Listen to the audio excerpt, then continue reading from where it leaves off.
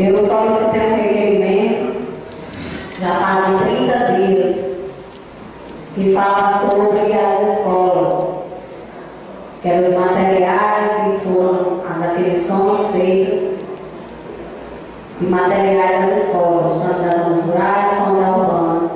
E até agora ainda não recebemos nenhuma resposta. Já visto, já tem sido aprovado pela maioria da Câmara, foi aprovado por unanimidade. O prefeito não só está desrespeitando a Câmara, mas também a toda a população. Cobro aqui aos vereadores da situação, ao presidente, aos demais vereadores, que peça ao prefeito a enviar, o povo cobra da gente e nós cobramos do prefeito uma resposta.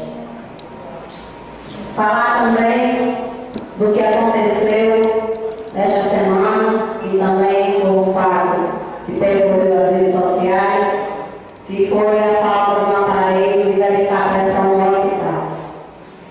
O único hospital que nós temos que é 24 horas, não tinha um aparelho de verificar a pressão. Isso gerou polêmica. Aqui eu faço uma pergunta: falta recurso no município para comprar um aparelho para verificar a pressão? Foi necessário um cidadão ir pegar na sua casa e levar ao hospital para verificar a pressão das demais pessoas que lá estavam precisando. Diga ao prefeito, diga ao secretário, diga à população de Grossos: saúde não é brincadeira. Por falta de um aparelho desse, por alguns segundos, perdemos algum ente, algum cidadão da nossa cidade. Por irresponsabilidade. A falta de um médico de domínio, que já é uma situação corriqueira no nosso município, a falta de médico.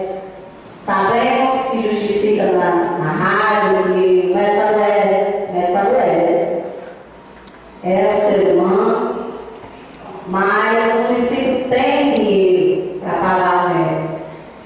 Se tiver dinheiro, o médico vem. Conheço vários médicos, se tiver dinheiro, eles vêm. Pagando a vista, vem. Mas como está a situação de Grossos hoje, os médicos não querem vir.